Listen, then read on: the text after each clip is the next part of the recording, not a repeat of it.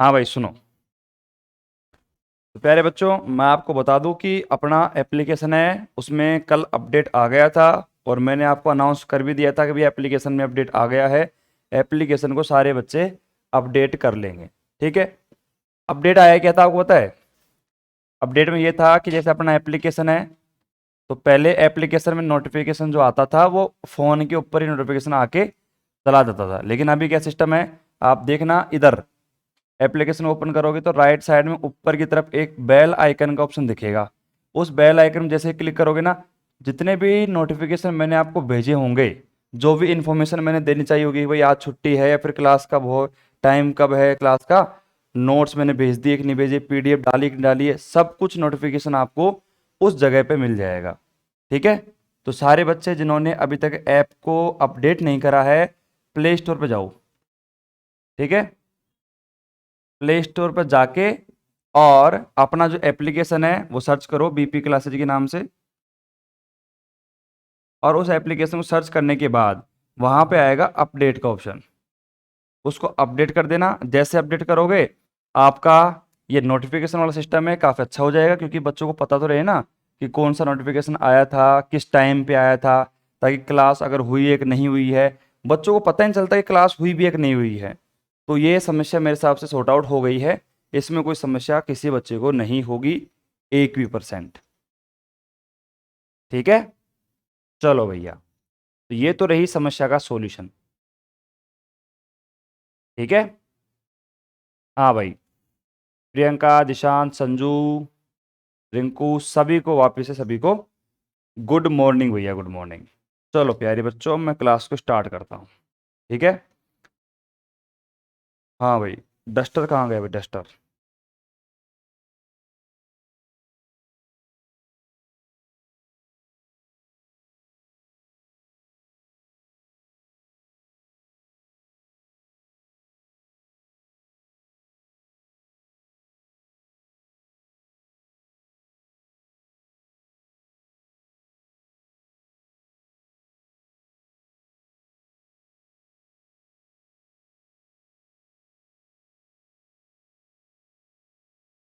हाँ भाई, प्यारे बच्चों, आपने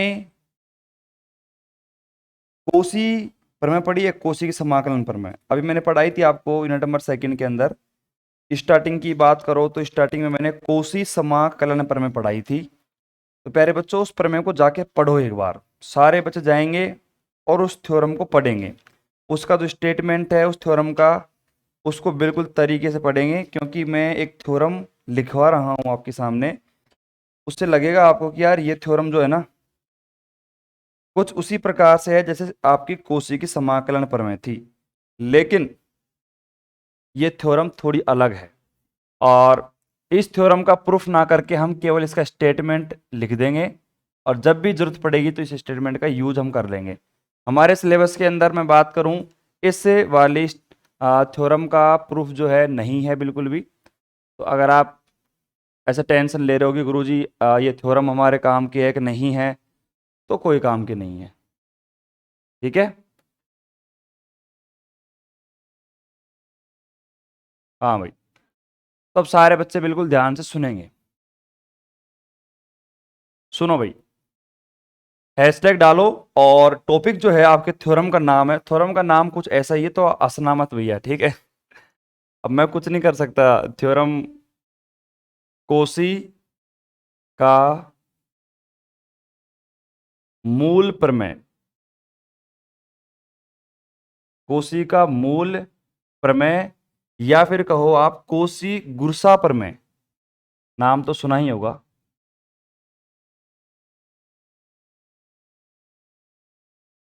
ठीक है। अब थोड़ा सा क्या है, जो वर्ड है उसको सही एक्सप्लेन करना, ये उच्चारण इसका सही करना। ठीक है।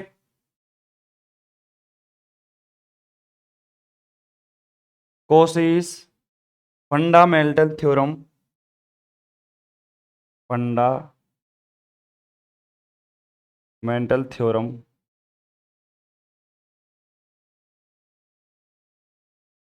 एंड यहाँ पे कोशिश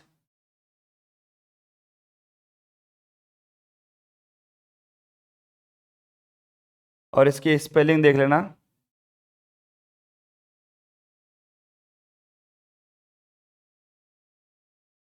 कोसट थ्योरम। हाँ, हिंदी में अलग है, थोड़ा सा एक्सप्लेनेशन इंग्लिश में अलग रहेगा इसका। तो कोसी की मूल प्रमेय या कोसी गुरसा प्रमेय के नाम से फेमस है। तो इसका देखो प्रूफ जो है ना, वो तो आपके सिलेबस हटा दिया। 2020 में सिलेबस अपडेट किया गया था, तो इसका प्रूफ जो है आपके हटा दिया गया है। लेकिन क्या है कि इसका जो स्टेटमेंट है ना, इसका जो कथन है, स्टेटमेंट है, वो कई जगहों पे काम आ जाता है। इसलिए क्या करते हैं अपन, इसके स्टेटमेंट को पढ़ते हैं ओनली। बाकी इसका प्रूफ जो है मैं नहीं करवाऊंगा आपको, ठीक है। तो प्यारे बच्चों, इसका स्टेटमेंट देखो आप एक बार। स्टेटमेंट को बिल्कुल ध्यान से पढ़ेंगे। जो कथन आपका है, उस कथन को लिखेंगे भी आराम आराम से और देखेंगे। देखो सुनो, यदि फलन एफ जेड, यदि फलन एफ जेड एक से संबद्ध प्रदेश, एक एक वर्ड का मतलब पता चलना चाहिए कि यहाँ पे ये एफ जेड क्या है, एक से संबद्ध प्रदेश जो मैं बोल रहा हूं, क्या ये भी समझ में आपके आ रहा है कि नहीं आ रहा। ठीक है, लाइव क्लास लेने का यही मतलब होता है कि हर एक वर्ड आपको समझ में आना चाहिए। प्रदेश जी में, एक से संबद्ध प्रदेश जी में विश्लेषिक है। क्या भैया, विश्लेषिक है। तब जी में किसी संवृत अंतराल, तब जी में किसी संवृत कंटूर, किसी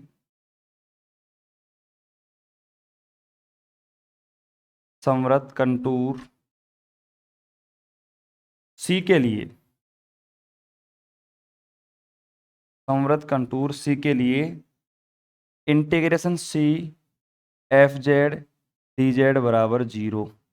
अब मैं क्या कह रहा हूं, कई बच्चे कंफ्यूज होंगे, वो कह रहे हैं कि सर कोसी की जो समाकलन प्रमेय पढ़ी थी, कोसी इंटीग्रल थ्योरम जो हमने पढ़ी थी, वो भी सेम इसी प्रकार थी, integration F Z D Z बराबर 0। तो उस प्रमेय में और इस प्रमेय में क्या फर्क है। तो मैंने क्या कहा था आपसे थोड़ी देर पहले, सारे बच्चे जिनके पास नोट्स अवेलेबल हैं, फटाफट जाइए और कोसी की समाकलन प्रमेय का कथन जो है ना, एक बार पढ़ लेना ध्यान से। एक बार नहीं, 2 बार पढ़ लो। 2 बार पढ़ लोगे आपको पता चल जाएगा कि इस थ्योरम के अंदर और उस थ्योरम के स्टेटमेंट में क्या फर्क है। तब तक मैं इंग्लिश मीडियम में लिख देता हूँ, फटाफट सारे बच्चे वहां से उसको देख ले। फटाफट देखेंगे भैया। If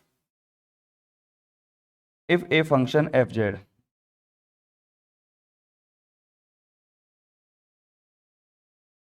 F Z is analytic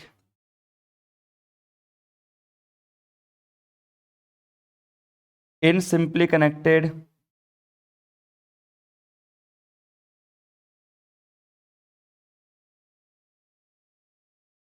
connected domain G,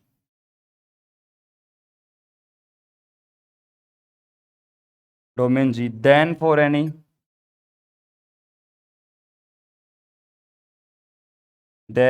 any closed contour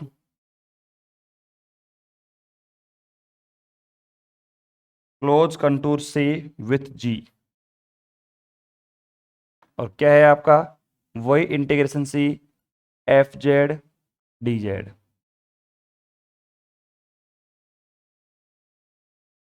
आपके सामने है, बढ़िया तरीके से नोट डाउन करके एक बॉक्स बनाना और उस बॉक्स के अंदर इस वाले थ्योरम का स्टेटमेंट है, उसको आराम से बॉक्स में बंद कर देना। फटाफट लिखो और लिख के डन का कमेंट करो और मुझे बताओ कि जो आपकी थ्योरम थी कोसी इंटीग्रल थ्योरम, और इसमें क्या डिफरेंस है। कमेंट कर देना भैया, फटाफट से कमेंट करो भैया।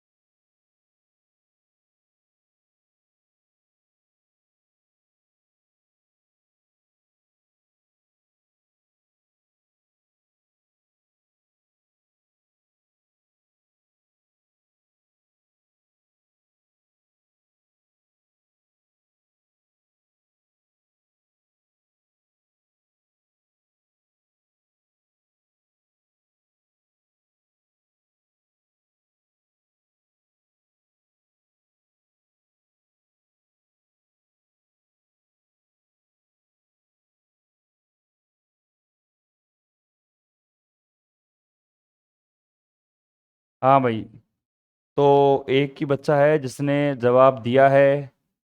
अच्छा, दो बच्चे हैं, बिल्कुल दो बच्चों ने जवाब दे दिया है। एसपी शर्मा भी कह रहे हैं और दिशांत भी कह रहे हैं कि सर वहाँ पे जो आपका एफ जेड है वो कॉन्टिन्यूस भी दिया हुआ था। लेकिन आपकी जो ये कौन सी है, कोसी गुरसा प्रमेय है, कोसी गरशोट थ्योरम भी कह सकते हैं इसको अपन। इस थ्योरम के अंदर क्या है भैया, आपका एफ जेड कॉन्टिन्यूस नहीं दिया हुआ है। मतलब इस थ्योरम के अकॉर्डिंग, नीचे यहाँ पे बराबर जीरो भी लिख लेना ना, इधर बराबर जीरो। तो इस थ्योरम में और उस थ्योरम में फर्क इतना ही है कि जो आपका एफ डैश जेड है, फिर आपका एफ जेड, वो आपका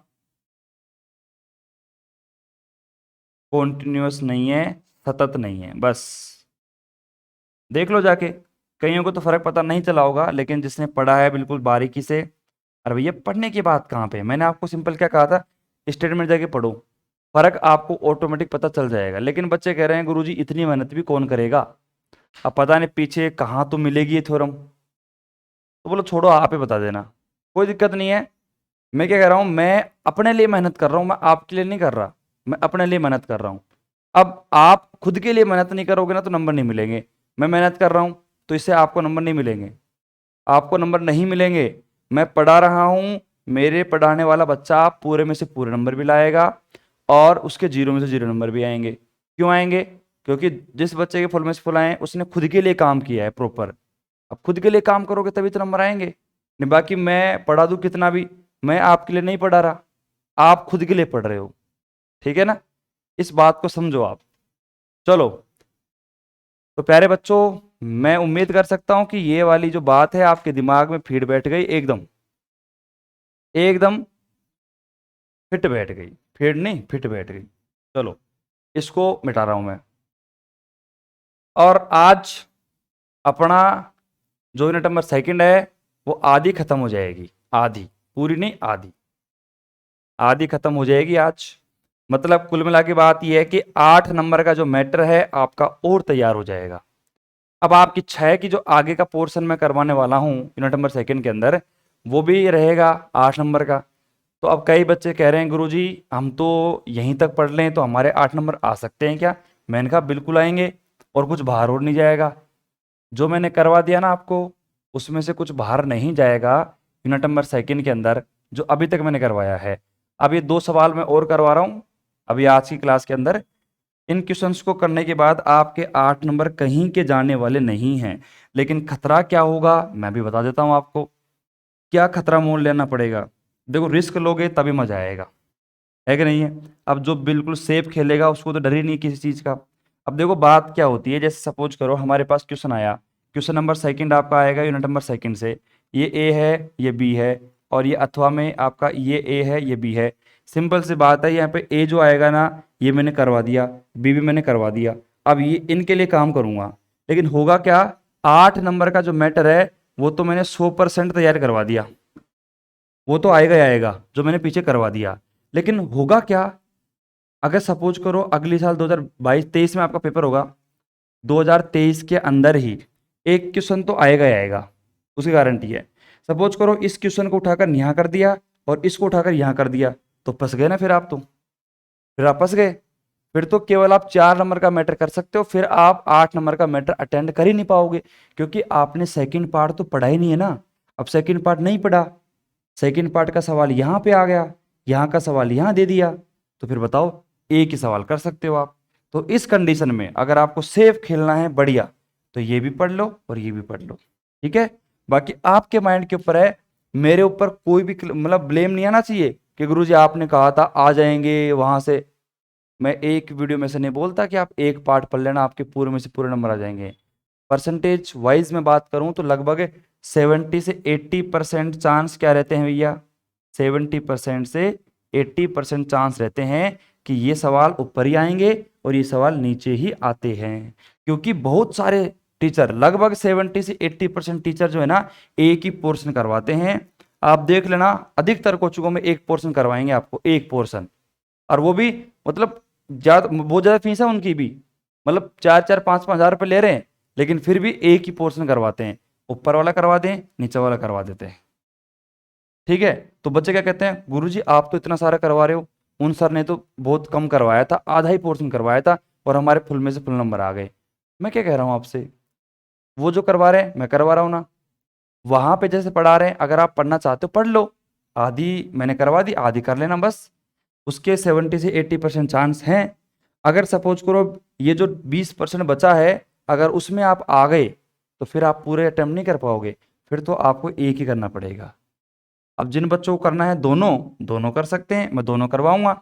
बाकी जिनको एक ही करना है वो आराम से एक कर सकता है, आपका काम उसमें भी चल जाएगा। मतलब फेल तो आप होने से रहे, पास का मैटर तो 100% है। और एक और ध्यान रखना, जिन बच्चों को पास ही होना है ना, पास, गुरुजी मेरे को तो पास करवा दो, तो बस एक एक जो पोर्शन है सभी यूनिट के अंदर पढ़ लेना, या दो दो पोर्शन पढ़ने की जरूरत नहीं है। क्योंकि क्या है, जिन बच्चों को केवल पास ही होना होता है ना, वो बच्चे पूरा पोर्शन पढ़ भी लेते हैं ना, तो उनको मतलब नहीं निकलता। क्योंकि वो क्या करते हैं, उसका रिवीजन ढंग से करते नहीं है। अब रिवीजन नहीं करेंगे तो फिर पूरा पोर्शन पढ़ने से क्या मतलब है, नंबर तो आपके वहीं से है। सपोज करो आपने एक पोर्शन पढ़ा और एक में से दोनों क्वेश्चन आ गए, तो आपकी किस्मत है वो तो, है कि नहीं है। तो आप अगर कमजोर हैं, थोड़ा सा अपने आप को लग भी रहा होगा कि भाई मैं थोड़ा सा वीक हूं और मैं केवल पास ही होना चाहता हूँ, मेरी मतलब 50 55 60 बन जाए, एक पोर्शन पढ़ लो, बेस्ट रहेगा आपके लिए, मैं खुद कह रहा हूँ आपके लिए। बाकी जिन बच्चों को परसेंटेज बनानी है, अपने कोचिंग का नाम रोशन करना है, उन बच्चों को देखो भैया पढ़ना पड़ेगा दोनों यूनिट, ठीक है। और जो लाइव देख रहे हैं ना, वो तो सोचना है मत कि मैं एक पोर्शन पढ़ लूँ, मत सोचना। मैं पहले कह रहा हूँ, आप ही तो दोगे अपना स्कोर कोचिंग का। अब आप भी बोल रहे हो कि गुरुजी हम तो एक पार्ट पढ़ लेंगे, फिर मतलब नहीं निकलेगा, देखो उस चीज का बिल्कुल भी नहीं निकलेगा।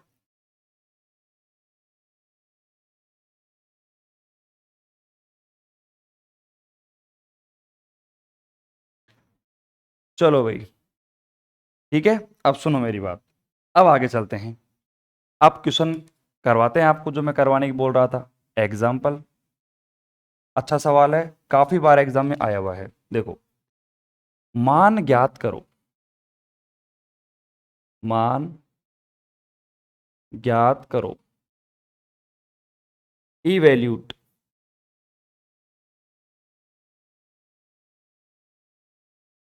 मान ज्ञात करो, किसका निकालना है मान, इंटीग्रेशन सी Z² प्लस में 3Z प्लस में 2, मल्टीप्लाई में क्या है हमारे पास में, DZ। ठीक है, सवाल पूरा पढ़ना। लिखा हुआ है जहां सी चक्रण है, चक्रण बोल दो, कंटूर बोल दो, बात बराबर ही है। x बराबर a थीटा प्लस में साइन थीटा, और y is equal to a 1 - का कोस थीटा का बिंदु,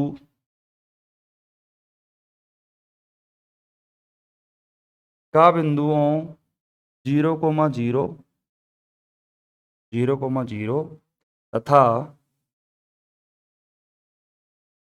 तथा पाई a, 2a के मध्य चाप, मध्य चाप है। मतलब आपको ये जो इंटीग्रेशन निकालना है ना, ये कोई ऐसा चाप दिया गया है कि x बराबर a theta plus sine theta, y बराबर a 1 - का कोस थीटा, ये कोई चाप है, कोई ऐसी स्ट्रक्चर नहीं है जो मतलब आप जानते होंगे, ऐसी कोई स्ट्रक्चर नहीं है, ये बस इन्होंने बताई है। ठीक है, सी इज, और नाम सुना होगा आपने थोड़ा सा, अगर मैं हिंदी में कहूँ चक्रण, तो चक्रण के नाम से नहीं समझोगे आप, लेकिन इंग्लिश वर्ड जो है ना, उससे सारे बच्चे समझ जाएंगे कि ये क्या है। Where C is the arc of the cycloid, नाम सुना होगा आपने साइक्लोइड का, of the cycloid, cycloid, and बोला गया है कि भैया एक्स बराबर ए थीटा प्लस में साइन थीटा, और वाई बराबर ए, ऊपर से लिख लेना भैया ना, वाई बराबर ए 1 - का कोस थीटा है यहाँ पे, ठीक है, 1 - का cos theta between the point between the point 0,0 and pi a से लेकर 2a, ये आपको दिया गया है। अब सिंपल सी बात है कि ये आपको इंटीग्रेशन दिया हुआ है, ये सी चक्रण हमारे पास x बराबर y बराबर वैल्यू दी हुई है। अब 100 में से लगभग है ना, इस सवाल को बच्चे करते हैं लगभग 5%। ऐसा क्यों? क्योंकि क्या है कि सवाल को इस प्रकार दिया गया है, भाई ये हमारे पास दिया हुआ है जेड सी, इंटीग्रेशन निकालना है, एक्स का मान दे रखा है, वाई का मान दे रखा है। अब बच्चे क्या सोचते हैं कि यार जो ये एक्स का मान दिया हुआ है ये कहीं पे काम आएगा, वाई का मान दिया हुआ है ये कहीं पे काम आएगा। ठीक है, ये जो पॉइंट दे रखे हैं आपके 0,0, पाई ए 2a, कैसे इसको वक्र में शो करें और कैसे अपन को इंटीग्रेशन का मान निकाला जाए। Where C is the arc of the cycloid, X वर वाई का मान दे रखा है बिटवीन द पॉइंट, ये दोनों पॉइंट हैं। कुल मिला के बात क्या है कि जैसे हमने इंटीग्रेशन वाले सवाल करे थे, पीछे करे थे ना अपन ने, वहां पे सबसे बड़ा क्या था, सबसे बड़ा टर्निंग पॉइंट था लिमिट का, मतलब सीमा।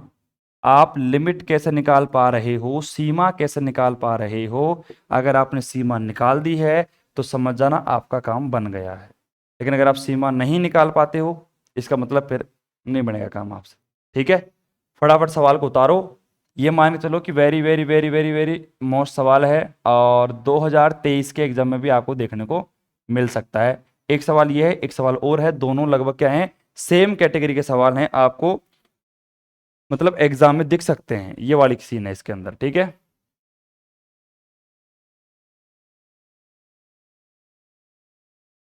संजू कुमार, अरे मैं क्या कह रहा हूँ आपसे संजू, मतलब फिजिक्स और केमिस्ट्री में आपको लग रहा होगा कि यार जो सर पढ़ा रहे हैं उनमें इतना दम नहीं है, और वो शायद ही सिलेबस करा पाएंगे और हमें समझ में कम आ रहा है। लेकिन शायद आप थोड़ा गलत सोच रहे हो सर के बारे में, बहुत ही गलत सोच रहे हो। मैं कह रहा हूँ ना, बहुत ही गलत सोच रहे हो। सर है ना सर, आपको एग्जाम टाइम में पढ़ लो एक बार सर से, एग्जाम टाइम में फिक्स सवाल देंगे, ऑर्गेनिक केमिस्ट्री के, फिजिकल के, इनऑर्गेनिक के फिक्स सवाल देंगे, फिक्स से, और उनसे बाहर पेपर नहीं जाएगा आपका। इतना एक्सपीरियंस है सर को।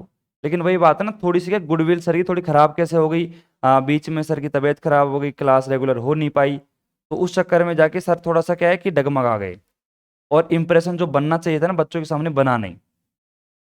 ये वाली बात है। नहीं तो शानदार टीचर हूँ, एक बार पढ़ लोगे ना रेगुलर आप, फिर देखना आप एक बार टॉपिक में कहाँ तक जाते हैं, टॉपिक कितना अच्छी तरीके से क्लियर करवाते हैं। और यहाँ तक क्वेश्चंस आपको जो टॉपिक्स करवाएंगे वो ऐसे कराएंगे सिलेक्टेड एकदम, जो एग्जाम में आएगा ही आएगा। ये उनकी खास बात है।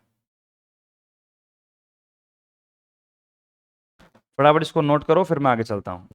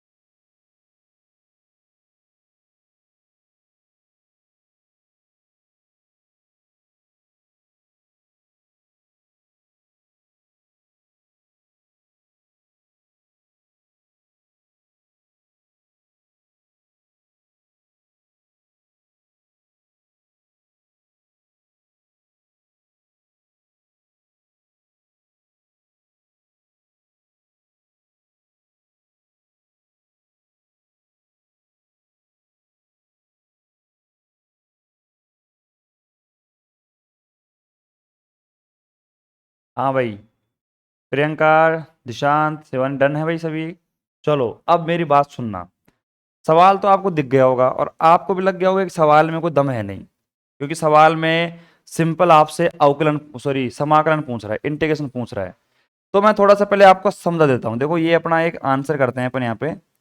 पहली बात तो मैं आपको बता दूं कि जो आपका साइक्लोइड होता है ना, साइक्लोइड जिसको आप चक्रण कह रहे हो, उसकी स्ट्रक्चर कुछ ऐसे बनती है, इस प्रकार से। ये आपका एक साइक्लोइड होता है। अब इस प्रकार साइक्लोइड आपको दे रखा है, लेकिन क्या है कि आपको पॉइंट दे रखे हैं इस बार कि भैया 0,0 से लेकर, ये 0,0 आपका है, 0,0 से लेकर पाई ए और 2a मेरे को दे रखा है। अब सुनना, पाई ए 2a मेरे पास में है, तो जैसे मान लो कि यहाँ पे पाई ए और 2a, तो यानी कि ये y का मान एक तरीके से देखा जाए तो ये हमारे पास में x का मान है।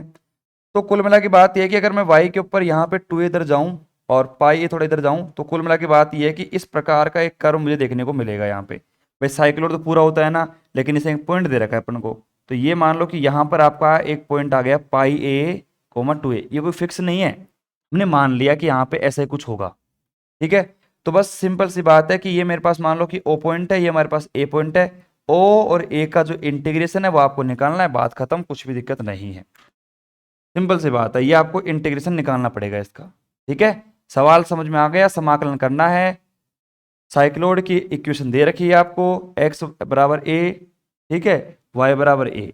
अब बच्चे क्या करते हैं, कंफ्यूज कैसे होते हैं, उनको ये लगता है कि यार सवाल में जो दे रखा होगा ना उसका तो डेफिनेटली यूज करना ही पड़ेगा। मतलब जैसे मान लो ये x बराबर आपको दे रखा है, y बराबर ही दे रखा है, कुल मिला की बात ये कि x और ये y का जो मान है ये कहीं ना कहीं यूज तो करना ही पड़ेगा। लेकिन बच्चे यही तो मात खा जाते हैं, अपन को इनको छेड़ना भी नहीं है, इनसे काम ही नहीं है अपन को, और हमारा आंसर आपके सामने आ जाएगा, देखना थोड़ी देर पर। थोड़ी देर में आप ये देखना कि इनका यूज भी नहीं करेंगे अपन और आपका आंसर आपके सामने होगा। तो बस यही गलती करेंगे अगर बच्चे इसका मान रख देंगे, काम उनका खत्म हो जाएगा और सवाल उनसे नहीं होगा, डेफिनेटली बात है। ठीक है, और इस थोड़ी है भाई, ऑडियो वीडियो में कोई दिक्कत थोड़ी है, ऑडियो प्रॉपर आ रही है ना? कोई दिक्कत हो तो मुझे बता देना, ठीक है। हाँ भाई, चलो अब इसको मिटा रहा हूं मैं ना, मिटा दो इसको। बिल्कुल पेशेंस के साथ हम सवाल करेंगे, और फिर कल जो है अपना यूनिट नंबर जो सेकंड है उसका दूसरा जो पार्ट है वो स्टार्ट करेंगे अपन। उसमें भी थ्योरम्स खूब है, लेकिन मैं क्या कह रहा हूँ, दूसरी यूनिट है ना, पहली यूनिट के कंपैरिजन में इतनी सिंपल है आप सोच नहीं सकते। हालांकि संजू कह रहा था कि सर मेरे को तो पहली यूनिट बहुत सिंपल लगी है। अब वही बात है यार, मिठाई की दुकान पर गए, किसी को रसगुल्ले पसंद है, किसी को बर्फी पसंद है, किसी को बेसन के लड्डू पसंद है, तो सबकी अलग अलग पसंद है, उसमें मैं कुछ नहीं कर सकता। बाकी अगर देखा जाए तो भैया सबसे सिंपल यूनिट है ना, वो कौन सी है, फिफ्थ यूनिट है, दूसरी नहीं है, कहीं दूसरी सोच रहे हो आप। लेकिन पहली के कंपेयर में दूसरी बहुत ही सिंपल है, बहुत ही सिंपल। चलो अब सुनना मेरी बात। भाई एक बात बताओ मुझे, इसका डायग्राम जो है वो मैं उधर बना देता हूँ, यहाँ पर बना रहा हूँ डायग्राम ताकि आपको सभी को दिख जाए। ये इसका प्यारा सा डायग्राम रहेगा। ये आपका एक पाई ए पॉइंट था और ये हमारे पास में 2a पॉइंट था ना, ऐसा था कुछ। और ये मेरे पास क्या है, 0,0 मेरे पास पॉइंट है, ये मेरे पास ओ पॉइंट है, ये मेरे पास में ए पॉइंट है, ओ से लेकर ए तक मुझे जाना है। ठीक है, अब क्या करना है सुनो, जैसे मान लो ये तो आपका हो गया इंटीग्रेशन। अब मैं यहां पे सुनो, मैं जानता हूं, यहां पे लिखो आप आंसर, और वी नो दैट, हम जानते हैं। यहां तक दिख रहा है ना आपको, सही दिख रहा है। थोड़ा सा इधर ही कर देता हूं ताकि और कवर हो सके एरिया। वी नो दैट, हम जानते हैं, जेड बराबर एक्स प्लस का आयोटा वाई, डी जेड बराबर डेल्टा एक्स प्लस में आयोटा डेल्टा वाई। सही है ना, एकदम कोई दिक्कत नहीं है ना? तो फटाफट मान रखो, यहाँ पे क्या दिक्कत है फिर। यहाँ पे जैसे मैंने मान रखा, तो पुट दी वैल्यू, ये इक्वेशन फर्स्ट दे दो आप इसको। तो यहाँ पे लिखो put the value in equation first, equation first में मैंने मान रखा इंटीग्रेशन हमारे पास सी, हमारे पास इंटीग्रेशन है। वहां पे देखो जो इंटीग्रेशन सी आपका है उसकी क्या लेंथ है, आप कह सकते हो कि वो है ओ ए, मतलब ओ ए का इंटीग्रेशन निकालना है अपने को। देख लो आप डायग्राम के अंदर, तो यहाँ पे ओ ए और जेड का मान क्या है हमारे पास में, देखो एक्स प्लस में आयोटा वाई का होल स्क्वायर, और प्लस हमारे पास में क्या है यहाँ पे 3 × क्या है जेड, यानी कि एक्स प्लस का आयोटा वाई, और प्लस में 2 फ्री फोकट में यहाँ पे आया है, ब्रैकेट बड़ा लगा देना, और फिर बाहर आप ये जो डी जेड का मान है डी एक्स प्लस में आयोटा डेल्टा वाई, इसको आराम से लिख देना, गलती मत करना लिखने में भी, क्योंकि बच्चे कई बार क्या करते हैं यहाँ पर बड़ा ब्रैकेट लगाते नहीं है और इसको लिख देते हैं। अब बड़ा ब्रैकेट नहीं लगाया इसका मतलब क्या हुआ कि ये है वो इस वैल्यू के साथ में, इसके साथ में नहीं है, ये कहता है वो वैल्यू। अब मेरी बात सुनना, अब यहां पर तरीके से काम करोगे तो मजा आएगा। ओ से लेकर ए तक मैं जाऊंगा तो मेरे पास ये हमारे पास में एक्स एक्सिस है, ये वाई एक्सिस है, तो एक्स और वाई के सापेक्ष में रेगुलर चेंज आ रहा है।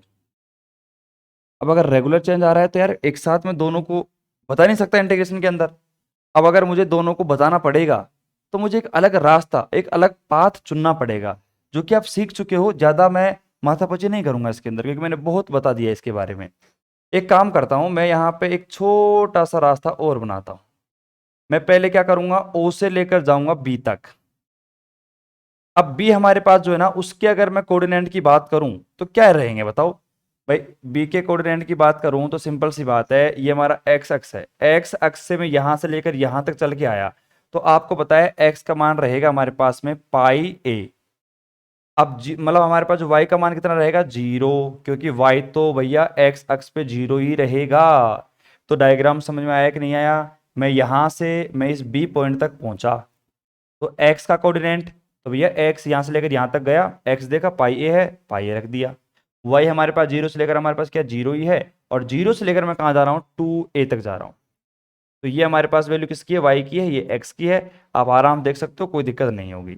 अगर मैं यहाँ पे लिखना भी चाहूँ, छोटा सा यहाँ पे लिख दूं मैं, कि अगर मैं ओ से लेकर बी तक जाता हूं, तो उस कंडीशन में आप देख लो, ओ से लेकर बी तक मैं गया, तो ओ से लेकर बी तक में आप देखो एक्स जो हमारे पास में है वो चेंज हो रहा है, एक्स चेंज हो रहा है, और एक्स की वैल्यू कहां से कहां तक है, 0 से लेकर पाई ए।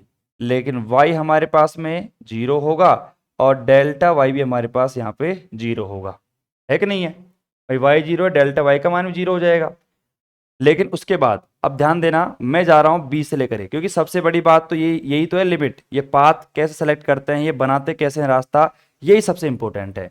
अब मैं अगर बी से लेकर ए तक पहुंचूंगा, आप देखो एक्स तो मेरा कांस्टेंट है, मतलब एक्स की वैल्यू कितनी है मेरे पास, एक्स की वैल्यू है पाई ए, और वाई की वैल्यू कितनी है, वाई भाई साहब चेंज हो गया, वाई हमारे पास 0 से लेकर कहां पहुंच रहा है भैया, 2a तक पहुंच रहा है, तो ये 2a में लिख दूंगा, तो ये y का मान हो गया।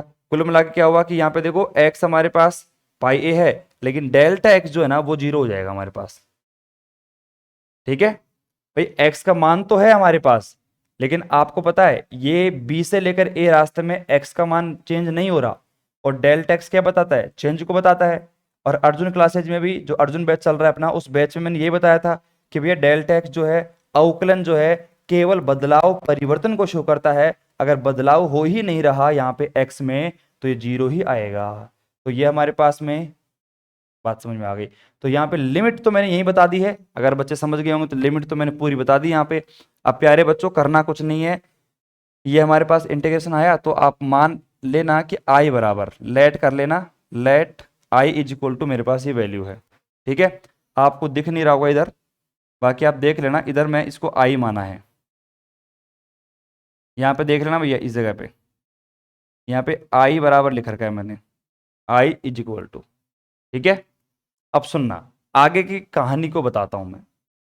आई इज इक्वल टू, अब जो आपका पाथ ओ से लेकर ए तक है, इसको मैं टुकड़ों में तोड़ देता हूं। एक मेरा पाथ कहां से कहां तक जाएगा, एक मेरा पाथ जाएगा यहां पे 0 से लेकर बी, यानी कि ओ से लेकर बी, वही बात है, ओ से लेकर बी तक जाएगा। अब ओ से लेकर बी तक मैं जाऊंगा तो x का जो मान है वो हमारे पास कितना है, ये रहा। डेल्टा y हमारे पास 0 है, y भी 0 है। कुल मिला के क्या काम हमसे, केवल और केवल x से काम है, बाकी किसी से काम नहीं है। तो यहाँ पे आप देख लो, x से प्लस आयोटा y, ठीक है, प्लस में यहाँ पे 3x प्लस का आयोटा y प्लस में 2 डेल्टा x, सब हमारे पास क्या हो जाएगा, 0 बन जाएगा। अब सुनना, यहाँ पर एक वैल्यू और है, जैसे मान लो कि डेल्टा y जो है वो हमारे पास 0 बन रही है, तो डेल्टा y का मान 0 हो जाएगा, और यहाँ पे क्या बचेगा हमारे पास, डेल्टा x बचेगा, ठीक है।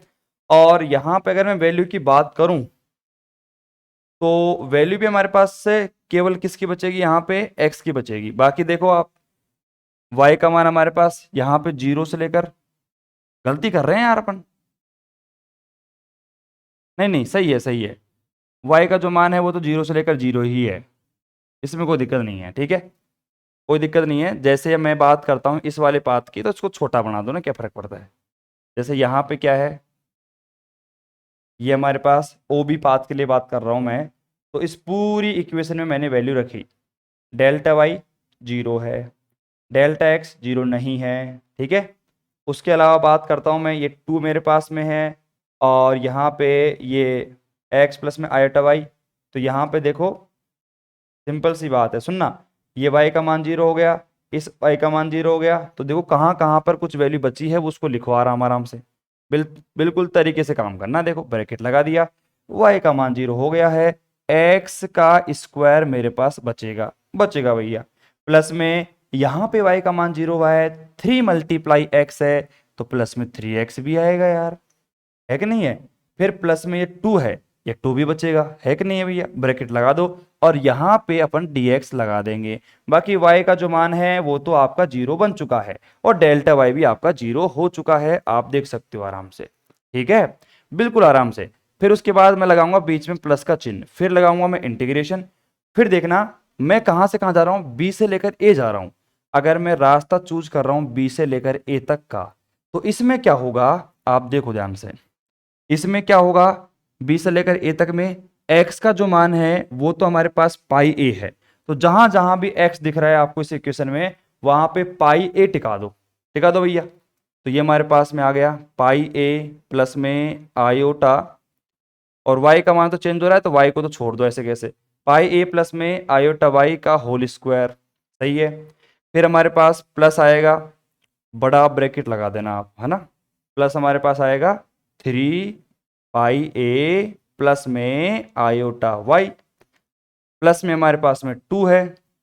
अब आपको पता है यहां पर डेल्टा x का जो मान है वो तो 0 रहेगा, लेकिन डेल्टा y 0 नहीं रहेगा, तो यहां पे क्या आएगा मेरे पास, आयोटा dy।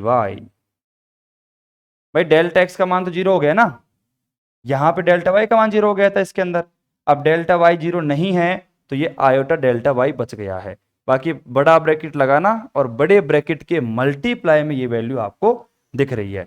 तो मुझे सारे बच्चे कमेंट करेंगे, अब हमारा जो मेन मकसद था ना, वो यही है कि डायग्राम सीखो, सीखने के बाद लिमिट सीखो, और लिमिट सीखने के बाद ये मैंने कैसे लिखा है वो सीखो। अगर थोड़ा सा और ध्यान दो, इसका इंटीग्रेशन नहीं करने वाला मैं, इतनी मेहनत क्यों कर रहा हूं मैं वो क्यों बनवा रहा हूं, मैं इसलिए बनवा रहा हूं ताकि आपको पता चल जाए। अब आओ इधर फटाफट, मैंने क्या करा, i इज इक्वल टू, ध्यान सुनना, o से लेकर b है, अब आप वहां पे देखो सब कुछ लिख रखा है, o से लेकर b तक मैं जाऊंगा, उसमें देखो x की लिमिट कहां से कहां तक है, 0 से लेकर पाई a, टिका दो, और ये अंदर की जो वैल्यू है वो तो सेम रहेगी, एक्स स्क्वायर प्लस में 3x प्लस में 2 और मल्टीप्लाई में dx।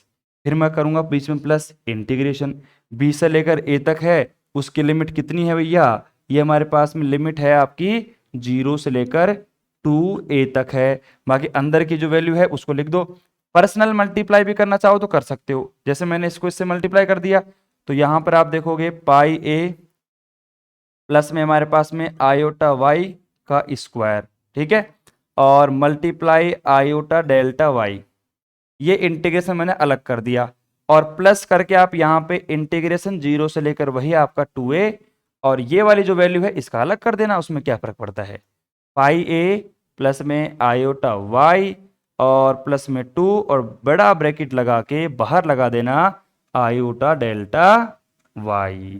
अब बताओ, अब इंटीग्रेशन बताऊं, एक्स स्क्वायर का एक्स क्यूब अपॉन में 3, एक्स की स्क्वायर अपॉन में 2, इधर आओ पाई ए प्लस में आयोटा वाई है, यहाँ पे वाई फंक्शन है तो वाई का करेंगे, मतलब ये पूरा तो कांस्टेंट है, ये आपका एक तरीके से वाई का काम करेगा, तो वाई का क्या करेंगे, वाई की पावर 3 अपॉन में 3, यहाँ पर भी, यहाँ पे कितनी है, वाई की पावर कुछ भी नहीं है, तो वाई की पावर हमारे पास केवल 1 है यहाँ पे, तो वाई की पावर 2 अपॉन में 2।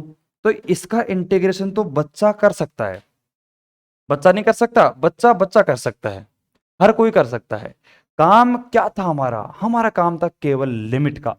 ये लिमिट कैसे आई, बस सारे बच्चे बताओ एक बार, बाकी एक बार सारे बच्चे इधर, इधर सभी का ध्यान यहां पे होगा बोर्ड पे, सभी का ध्यान बोर्ड पर होगा, वे फटाफट देखेंगे इधर, मान ज्ञात करो, सिंपल, ठीक है, जेड बराबर डेल्टा जेड बराबर, ठीक है, आई बराबर मैंने मान लिया, ठीक है, पर्सनल मैंने यहां पे एक एक ओबी और बीए तोड़ दिया, कैसे तोड़ा आपके सामने है सारी बातें, मान कैसे रख रहा हूं, कई बच्चों को तो यही पता नहीं चल रहा होगा कि यार ये वैल्यू कहां से आ गई, वाई कहां पे गया, अरे इधर आओ, घर से लेकर आप स्कूल तक जा रहे हो, कहीं पे सिगरेट की दुकान है ही नहीं, तो मान लो कि यहाँ पे जो वाई था ना वो सिगरेट का काम कर रहा है, तो सिगरेट की दुकान बीच में आ ही नहीं, तो हमने सिगरेट की दुकान हटा दी, सारी यहाँ पे मतलब बुक्स और इनकी किताबें हैं, दुकान है उनकी, तो सिंपल एक्स स्क्वायर 3x 2 और डेल्टा एक्स। अब यहां पर आए तो मतलब घर से लेकर बाजार का रास्ता था, तो ये बी से लेकर ए जो रास्ता है आपका घर से लेकर बाजार का रास्ता, यहाँ पे चाय की दुकान बीड़ी की दुकान सबकी दुकान है, तो यहाँ पे एक्स एंड वाई सब यहाँ पे, मतलब यहाँ पे एक्स नहीं आया, लेकिन जो यहाँ पे किताबें हैं ना बुक्स की दुकानें हैं वो यहाँ पर नहीं आई, चाय बीड़ी की दुकान यहाँ पे है, पाई आयोटा वाई सब है हमारे पास, आयोटा वाई सब कुछ वैल्यू है हमारे पास, एक्स को अलग कर दिया, वाई की वैल्यू को अलग कर दिया, यहाँ पर आप इंटीग्रेशन थोड़ा अलग कर दिया, मैंने इसका अलग कर दिया और इसका अलग कर दिया। अब इंटीग्रेशन मैं नहीं करवाऊंगा, वो आप कर सकते हो आराम से, बाकी मुझे कमेंट करो मतलब फील आया कि नहीं आया, मजा आया कि नहीं आया, सवाल समझ में आना चाहिए, साथ साथ में दिमाग में सवाल छपा नहीं छपा कमेंट कर सकते हो आराम से, बाकी मुझे लगता नहीं है कहीं पे किसी को दिक्कत होगी, मैंने प्रॉपर टाइम दिया है सवाल को, एक एक चीजों को खींच के निकाला है, अब समझ में तो आना चाहिए वैसे तो, अब नहीं आया तो बताओ फटाफट।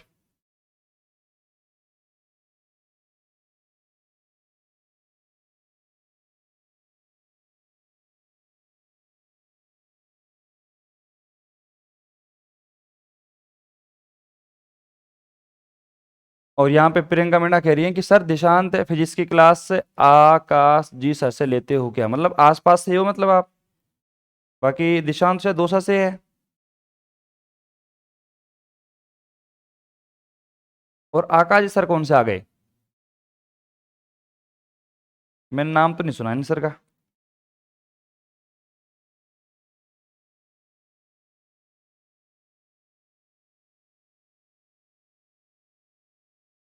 हाँ भाई एक बार इनका यूट्यूब चैनल बताना मेरे को ना कैसे पढ़ाते, मैं भी देख करता हूँ एक बार, बाकी चलो ठीक है कोई दिक्कत नहीं है, लेकिन आप सवाल बताओ भाई फटाफट, सवाल आपको समझ में आया नहीं आया, ठीक है, क्या मतलब फील है इसके अंदर, सवाल के अंदर फील कुछ नहीं है, सिंपल सी बात है, आपको अगर लिमिट समझ में आ गई आप आराम से खेल कर जाओगे, जिस बच्चे को लिमिट समझ में नहीं आए ना वो मुझे कमेंट कर सकता है, मैं दोबारा से भी लिमिट को एक्सप्लेन कर दूंगा कि लिमिट आई कैसे, लेकिन फिर भी मैंने बहुत अच्छे तरीके से समझाया है, अब देखते हैं किन किन को समझ में आता है। फिजिक्स बाई आकाश शर्मा, चलो मैं देख लूंगा एक बार, इनकी फीस क्या है, मतलब ये फीस कितनी ले रहे हैं अभी,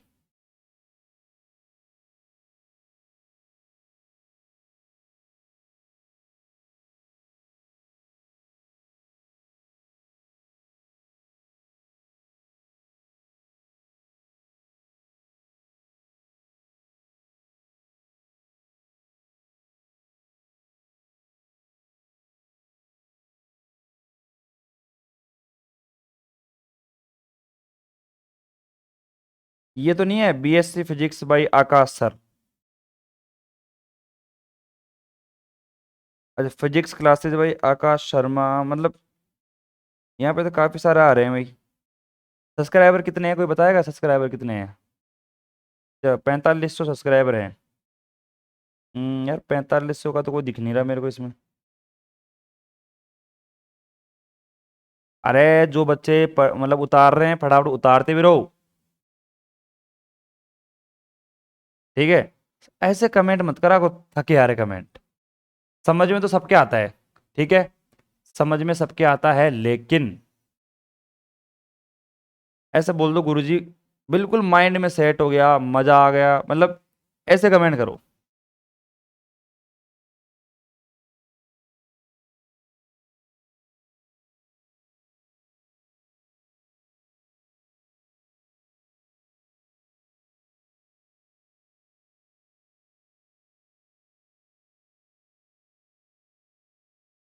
हाँ भाई, दिशांत ने लिंक भी भेज दी।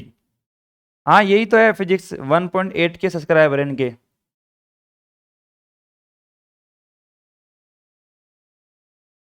और यहाँ पे मैथ भी पढ़ाते हैं कि बताओ भी फटाफट, यहाँ पे मैथ का कोई जुगाड़ है क्या, मैथ का? अभी बात करते हैं सर से। अभी सर को बोलते हैं भैया पार्टनरशिप करने के लिए। आपने बोला नहीं इनके बारे में कभी यार।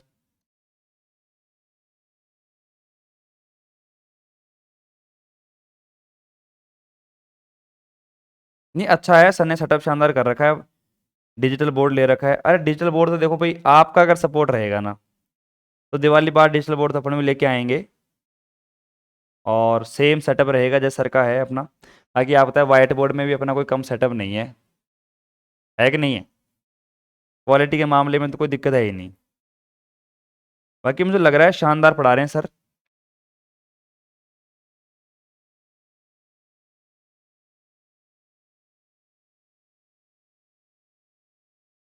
हाँ भाई चलो, एक बार दिशांत आपसे मैं बात करता हूँ एक बार, है ना?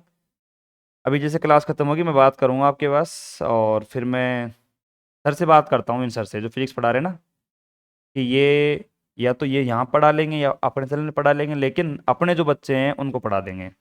पर इनकी फीस थोड़ी ज़्यादा होगी मेरे हिसाब से, है ना? फीस थोड़ी ज़्यादा होगी शायद मेरे हिसाब से इनकी। चलो देखते हैं कैसे क्या होता है। हाँ भाई, आ गया सवाल समझ में? अरे गुरुजी सवाल समझ में आ गया कि नहीं आया? अब क्या करना है आपको? मैंने जैसे कहा था आपको इनका इंटीग्रेशन कर देना है। और इंटीग्रेशन अगर आपने कर दिया तो बस समझ जाना कि भैया आपका काम हो चुका है। देखो आई बराबर ये और ये। ठीक है। तो अब मेरी बात सुनना। क्लियर सी बात है, सिंपल सी बात है कि भाई यहां पे इंटीग्रेशन करना जब ध्यान रखना, जैसे आपने पाई ए प्लस में आयोटा वाई का स्क्वायर इसका इंटीग्रेशन किया, तो क्या करना देखो, ये कांस्टेंट है, ये सब कांस्टेंट है, वाई का करोगे तो वाई का क्या होता है, वाई का होता है वाई का क्यूब अपॉन में 3। सुनना, वाई क्यूब अपॉन में 3 कर दिया ना? तो यहाँ पे पाई ए प्लस में आयोटा वाई का क्यूब अपॉन में 3 तो कर दोगे, लेकिन वाई का कोई कोफिशिएंट मतलब गुणांक यहाँ पे है, तो वाई के कोफिशिएंट का नीचे डिवाइड भी आपको करना पड़ेगा, तो नीचे आयोटा भी लिखना पड़ेगा आपको। इसका याद रखना, नीचे आयोटा भी आएगा। वैसे यहां पे सीन है, अगर ये काम कर दिया बाकी इंटीग्रेशन में कहीं पे दिक्कत नहीं आएगी, कंप्लीट आंसर कर दोगे बिना दिक्कत के, बिना किसी दिक्कत के कर दोगे। ठीक है भैया? अरे भैया समझ में आ रहा है सभी को, कोई दिक्कत नहीं है ना? एक नंबर। ठीक है। चलो भैया, चलो चलो चलो चलो, अपन थोड़ा आगे चलते हैं। ठीक है। अब एक और सवाल है, इसी का जैसा सवाल है एक और।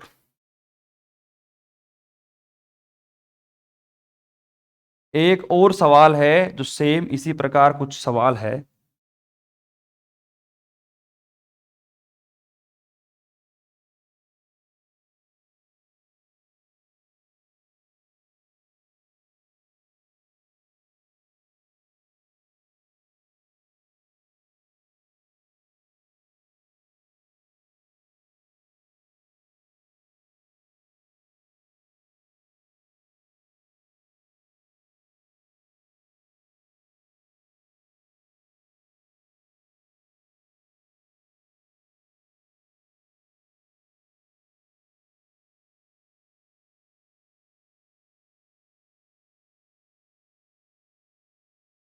हाँ भाई, अब एक और सवाल हो रहा है ना, उस सवाल को भी मैं केवल आपको एक्सप्लेन करूंगा। इंटीग्रेशन तो उसका भी नहीं करूंगा मैं, केवल एक्सप्लेन करूंगा केवल। हालांकि सवाल ठीक ठाक है, ज्यादा इंपॉर्टेंट नहीं है, लेकिन फिर भी अच्छा सवाल है, सुनना। एग्जाम्पल लिखो भैया अच्छे तरीके से, ये आपके सामने एग्जाम्पल है। देखो, मान ज्ञात करो,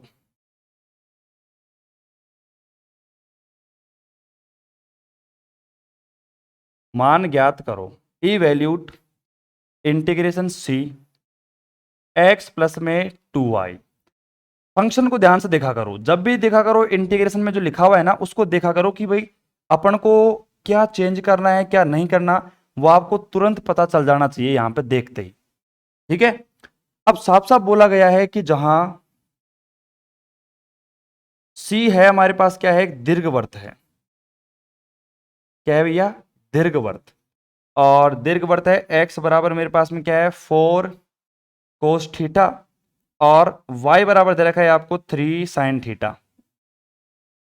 ठीक है, और बोला गया आपसे कि जो यहाँ पे थीटा की लिमिट है वो कहां से कहां तक है, वो 0 से लेकर 2 पाई। अब आपको पता है दीर्घवृत्त हो चाहे सर्किल हो, उसके अंदर थीटा तो वहीं रहेगा 2 पाई तक से परिभाषित, से परिभाषित वामावर्त दिशा में, वामावर्त दिशा में। ठीक है, सुनना, वे है C H defined, defined by the ellipse, ellipse. ठीक है, जहां पे x बराबर क्या दे रखा है आपको u कोस थीटा, और comma y is equal to 3 sine theta. अरे यहाँ पे u नहीं है, ये 4 है यार। ठीक है, x बराबर 4 कोस थीटा, y बराबर 3 साइन थीटा, और यहाँ पे थीटा की जो आपको वैल्यू दे रखी है 0 से लेकर, और ये आपका थीटा 2 पाई ये दे रखी है आपको। ठीक है, and as in, is in anti clock, anticlockwise direction. अब थोड़ा ध्यान रखना, मतलब मैं आपको सवाल को इस प्रकार समझाऊंगा, थोड़ा सा समझना, ज्यादा नहीं समझेंगे अपन, थोड़ा बहुत सुनना। प्यारे बच्चों, सवाल को एक बार पढ़ते हैं अपन, ठीक है। जितना आपको पता है उतना ही मैं जानता हूं, और जितना अपन अभी तक पढ़ा है अपन ने उसी का यूज करेंगे, एक्स्ट्रा यहाँ पे कुछ भी यूज नहीं करने वाले हैं, वो तो आपको ही पता है। ठीक है, अब सुनो मेरी बात। मान ज्ञात करो इवैल्यूट, इंटीग्रेशन दिख रहा है आपको, यहां पे वैल्यू जेड में नहीं है ना, एक्स और वाई में पहले दे रखी है, तो मतलब बदलने की रिक्वायरमेंट हमें नहीं है। ठीक है, अब यहां पे देखो ध्यान से आप, एक्स बराबर 4 कोस थीटा, वाई बराबर 3 साइन थीटा, और थीटा की वैल्यू आपको दे रखी है। कुछ दिक्कत नहीं है, सब कुछ मतलब सेम है, आप इसको ऑटोमेटिक कर सकते हो, कुछ भी यहाँ पे प्रॉब्लम नहीं है। लेकिन छोटी सी बात यहाँ पे क्या है, ये वामावर्त दिशा जो है ना, एंटी क्लॉकवाइज डायरेक्शन जो है, ये थोड़ी सी आपको मतलब डाउट में डाल सकते हैं, कंफ्यूज कर सकती है, बाकी इसमें कुछ भी नहीं है। स्टेप नंबर फर्स्ट में अगर प्यारे बच्चों इस सवाल को मैं समझाने की कोशिश करूं तो क्या होगा, सबसे पहले मैं अपना इलिप्स भाई साहब जो है उसका डायग्राम बनाता हूं। इलिप्स कुछ इस प्रकार से बनता है ना आपका, मतलब सर्किल जैसा ही रहेगा लेकिन थोड़ा चौड़ा रहेगा, समझ गए आप। अब सिंपल सी बात है, थीटा जो है वो तो यहां से शुरू होगा, और थीटा हमारे पास 0 डिग्री से लेकर, अब इसने क्या बोला है, एंटी क्लॉकवाइज। भैया ये आपकी घड़ी है, इस घड़ी में ये आपका बीच में सुई है। अब अगर मैं इधर की तरफ जाऊंगा तो ये तो हो गया क्लॉकवाइज। ठीक है, अगर मैं इधर जाऊंगा पीछे की तरफ, ये हो गया एंटी क्लॉकवाइज। कुल मिला के बात क्या है कि मुझे यहां पर एंटी क्लॉकवाइज ही जाना पड़ेगा, ऐसे। और 0 से लेकर ये आपका पाई है, और ये आपका वापस 2 पाई है, और लिमिट आपको कहां से कहां दे रखी है, 0 से लेकर आपको 2 पाई दे रखी है, 0 से लेकर आपको 2 पाई दे रखी है। तो बस अब करना क्या है, आपको इंटीग्रेशन की लिमिट तो पहले दे रखी है 0 से लेकर 2 पाई, यहां पे सब कुछ मान दे रखा है। अब करना कुछ नहीं है, आपको यहां पे x का मान 4 cos थीटा, y का मान 3 sin थीटा और सब कुछ मान रख देना है, बाकी हमारा काम खत्म। आप इंटीग्रेशन वैल्यू रख देना। बताओ कोई दिक्कत किसी को है?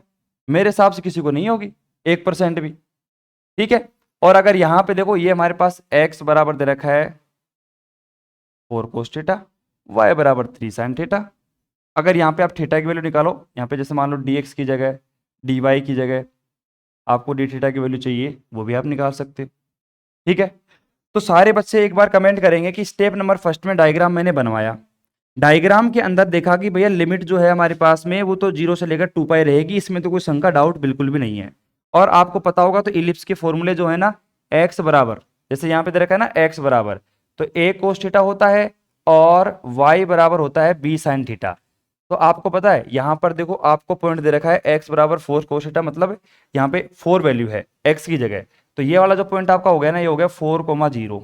ठीक है, ये क्या दे रखा है आपको y बराबर 3 sin थीटा, मतलब ये यहाँ पे, ये कहाँ पे y पे है, तो ये हो जाएगा हमारे पास 0,3। ये इसके पॉइंट है। हालांकि पॉइंटों से कोई काम नहीं है, मैं तो केवल बताने की कोशिश कर रहा हूं कि x बराबर a cos थीटा, y बराबर b sin थीटा हमारे इलिप्स की इक्वेशन होती है, और इस प्रकार से अपने को शो कर सकते हैं, ओनली फॉर इंफॉर्मेशन नॉलेज के लिए। ठीक है, तो मैंने क्या कहा, डायग्राम बन गया। डायग्राम बनाने के बाद कुछ भी नहीं करना, आपको इंटीग्रेशन लेना है और इस इंटीग्रेशन के अंदर करवाऊंगा सॉल्यूशन, टेंशन मत लो। x बराबर आपको यहाँ पे ये जो 4 cos थीटा है ये रख देना है, प्लस 2 मल्टीप्लाई में y का मान जो है 3 sin थीटा वो रख देना है। ठीक है, अब रही बात dx की, अब आपको पता है dx जो है, अब सारा काम हमने किस में कर दिया, यहाँ पे लिमिट भी 0 से लेकर 2 पाई लगा दी, मतलब सारा काम थीटा में कर दिया। अब क्या करना है, हमारे पास ये x है, तो dx अपॉन में d थीटा, मतलब मैंने x के रेस्पेक्ट में, x का थीटा के रेस्पेक्ट में डेरिवेटिव कर दिया, इज इक्वल टू 4, तो ऐसे कैसे, कोस थीटा का हो जाएगा माइनस का साइन थीटा, क्या हो जाएगा 4 हमारे पास ऐसे कैसे, और माइनस का साइन थीटा। तो यहां पे देखो dx बराबर कितना आ गया, माइनस का 4 साइन थीटा डी थीटा। तो कुल मिला के बात क्या है, dx की जगह रख सकते हो आप माइनस का 4 साइन थीटा डी थीटा, वैसे आप dy का मान निकाल लेना थीटा की फॉर्म में, पूरा काम कंप्लीट, इंटीग्रेशन का मान आपके पास में है। दो बातों का ध्यान रखना है केवल और केवल, लिमिट आपके पास आ चुकी है, डायग्राम आपको बनाना पड़ेगा, और वो भी कहां से कहां तक, क्लॉकवाइज नहीं एंटी क्लॉकवाइज। अब कई बच्चे कह रहे हैं गुरुजी क्लॉकवाइज और एंटी क्लॉकवाइज का मतलब क्या निकला, यहां पे क्या सेंस है इसका, बिल्कुल सेंस है, अगर आप ध्यान से समझो तो सेंस है इसका। अभी सपोज करो ये क्या बोल देता आपसे, वामावर्त बोला है आपसे, एंटी क्लॉकवाइज बोला है, ऐसे बोल देता क्लॉकवाइज बोलता, तो क्लॉकवाइज के अंदर देखना आपकी जो लिमिट है ना, आपका जो डायग्राम है वो चेंज हो जाता। आओ सारे इधर आओ, बस केवल मैं समझाने वाली बात समझा रहा हूं आपको, फालतू की बात नहीं कर रहा मैं। देखो इलिप्स है, 0 डिग्री है, 2 पाई है। अब ये आपसे क्या बोल रहा है, एंटी क्लॉकवाइज की, अगर मैं बोलता क्लॉकवाइज, आपकी लिमिट क्या रहती इंटीग्रेशन की, 2 पाई से 0।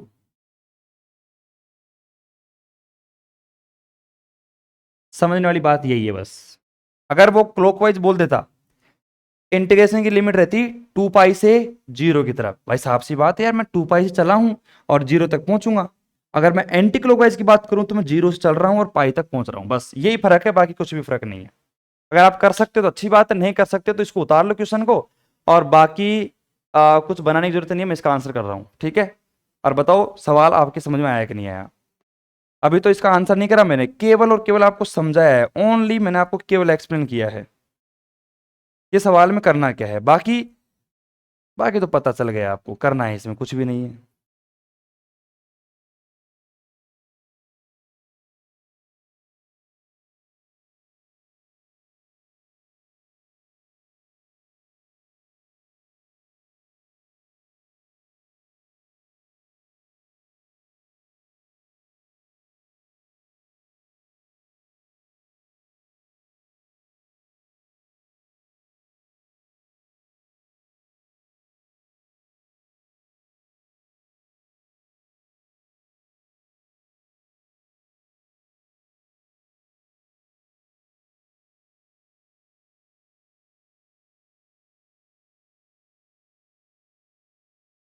उतार लिया सवाल? सवाल समझ में आ गया होगा आपको।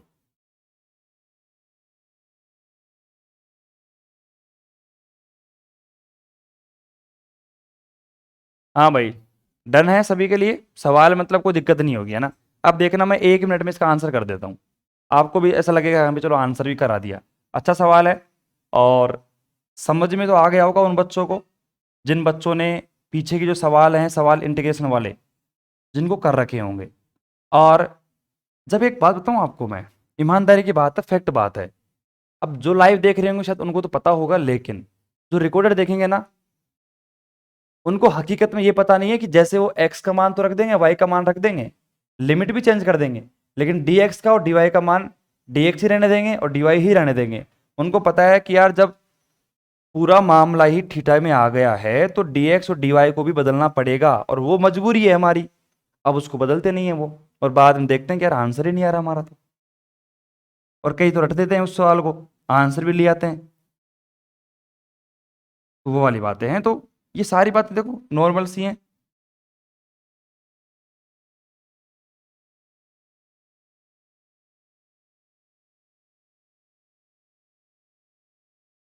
अब देखो, सिंपल सी बात है, डायग्राम बनाता हूं मैं यहाँ पे। देखो, डायग्राम आपके सामने है। डायग्राम ये रहा, सिंपल तरीके से ऐसे बनाओ, ठीक है। ये आपका 0 डिग्री है, ये आपका पाई है, और ये आपका 2 पाई है। मैं चल रहा हूँ एंटी क्लॉकवाइज, तो एंटी क्लॉकवाइज चलना, मतलब आपका जो थीटा है वो कहाँ से कहाँ तक है, 0 से लेकर 2 पाई तक है, ठीक है। ये काम है।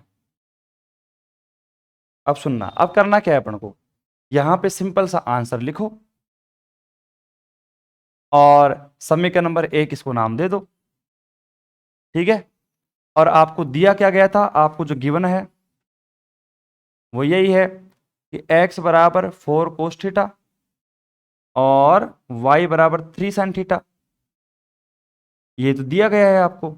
अब एक काम करो, यहाँ पर x और y के मान तो हैं, लेकिन अब यहाँ पे जो वो, चलो एक बार मान रख देते हैं पूरे ना, इसके अंदर मान रख दिया अपन ने, मान लो इंटीग्रेशन के अंदर, इंटीग्रेशन।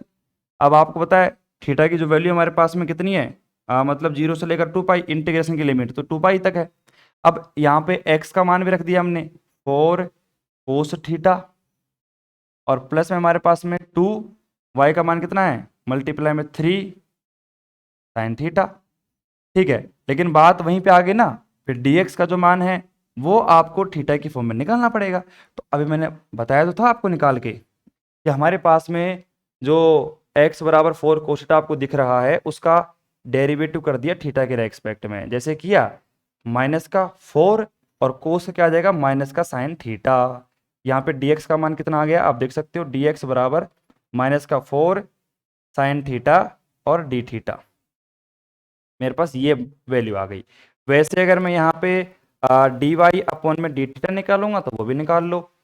3 ऐसे कैसे, साइन का कोस थीटा हो जाएगा, और मतलब यहाँ पे डी वाई बराबर 3 cos थीटा मल्टीप्लाई में डी थीटा मेरे पास आ जाएगा, कोई दिक्कत नहीं है किसी को। अब फटाफट यहाँ पे आओ और यहाँ पे मान रखते जाओ, माइनस का 4 और साइन थीटा और डी थीटा भी लगा देना साथ की साथ, ठीक है।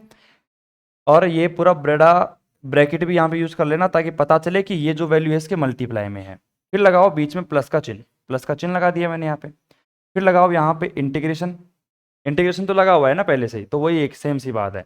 y का जो मान है वो कितना है हमारे पास में, 3 sin थीटा, ठीक है। 3 sin थीटा हो गया हमारे पास में, और माइनस हमारे पास 2 मल्टीप्लाई एक्स का मान कितना है, 4 cos थीटा, ठीक है।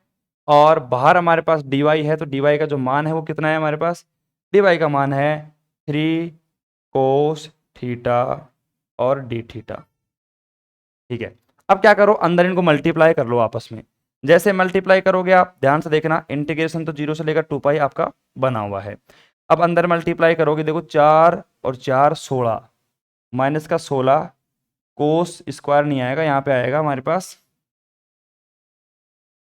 कोस थीटा मल्टीप्लाई में साइन थीटा, सही है। फिर उसके बाद में यहाँ पे आएगा माइनस का 3 दूनी 6, 6 चौका 24, 24 साइन स्क्वायर थीटा और बाहर में डी थीटा। सही है ना, कोई दिक्कत नहीं है। अब इसके बाद प्लस हमारे पास यहां पर देखो, ये हमारे पास कितना हो गया 9 साइन थीटा डॉट में कोस थीटा। सही है, और यहां पर माइनस हमारे पास में आया, और ये कितना हो गया 4 दूनी 8, 8 × 3 = 24 कोस स्क्वायर थीटा और डी थीटा। सही है ना, अब हमारे पास ये हो गया, चलो ठीक है।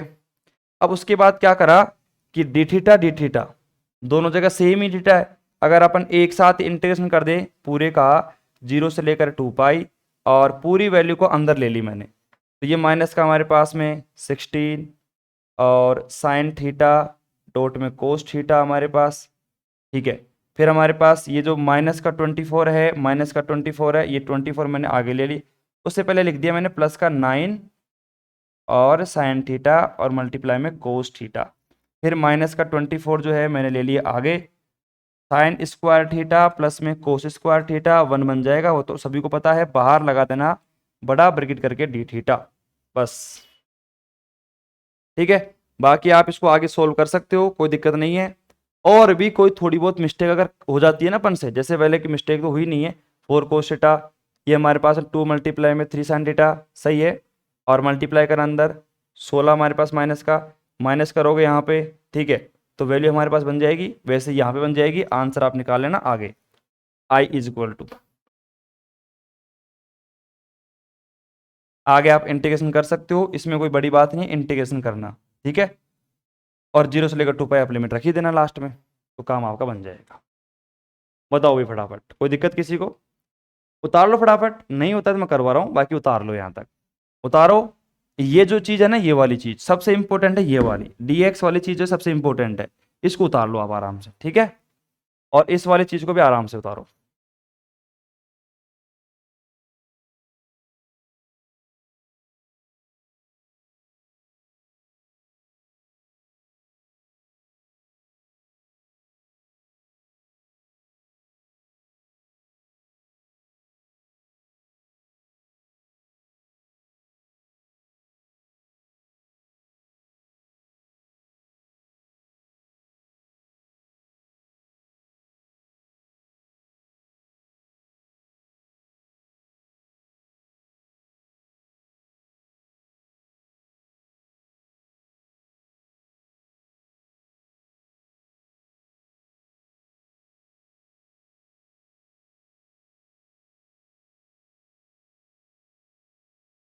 देखो, पढ़ाई करने के लिए सिंपल सी बात है, आपको ना अपने आप से बात करनी पड़ेगी, और अपने आप से बात करके थोड़ा बहुत जो कंक्लूजन निकालते हैं ना अपन, कंक्लूजन डिसीजन लेते हैं, वो खुद से करना पड़ेगा आपको।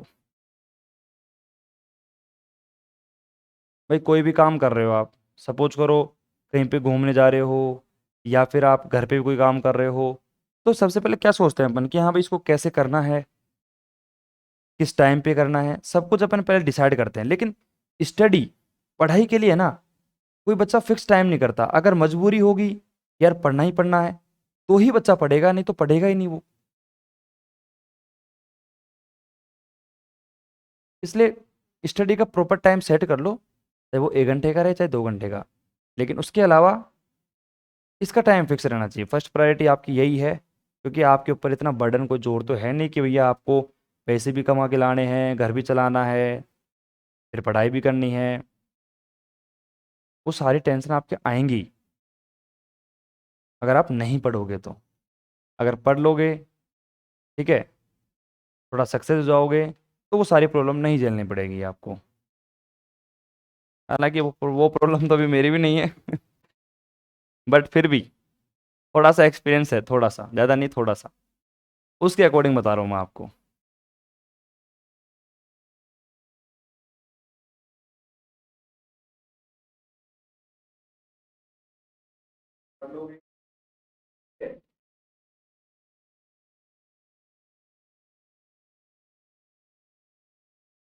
उतार लिया भी सभी ने? ठीक है, उतार लिया होगा, ऐसी बात नहीं है यार। अब क्या करना है, छोटा सा काम कर दो। एक छोटा सा काम क्या करना है यहाँ पे आपको, भाई इसको मिटा दूं मैं। अरे भाई ये तो उतार लिया होगा ना आपने।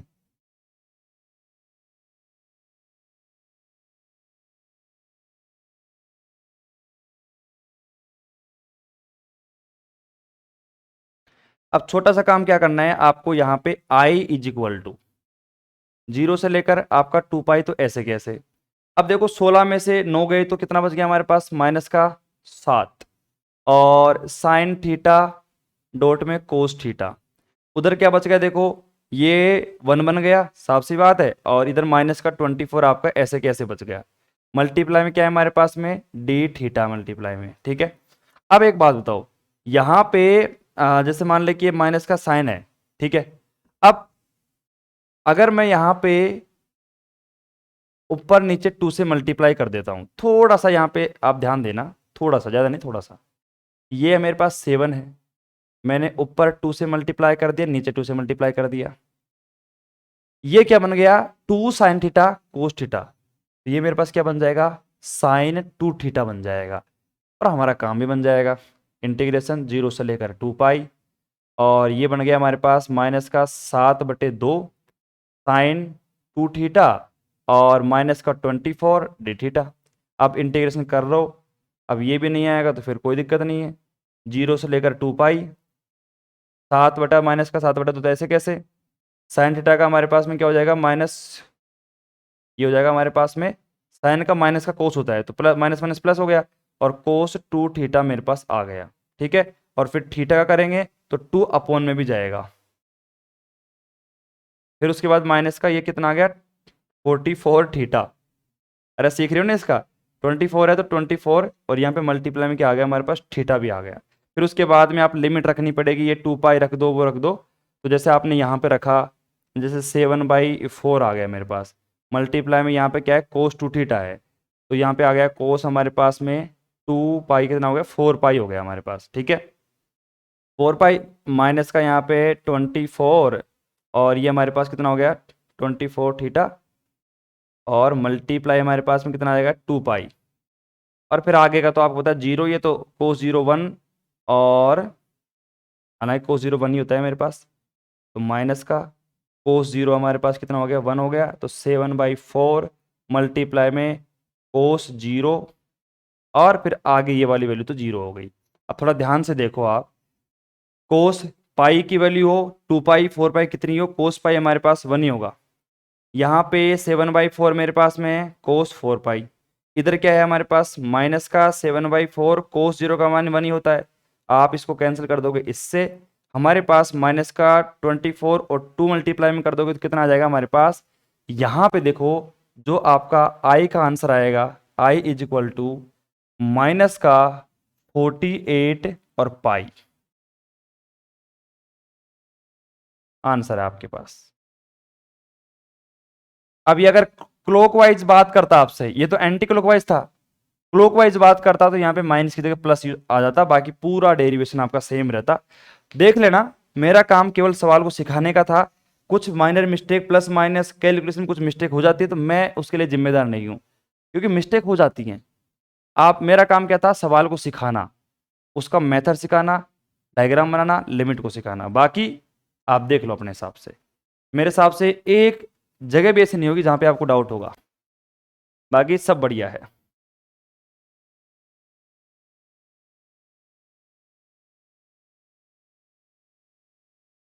संजू कुमार कह रहे हैं कि सर स्टडी सर्किल में जाएंगे, जाएं या फिर गवर्नमेंट जॉब सर्किल में। देखो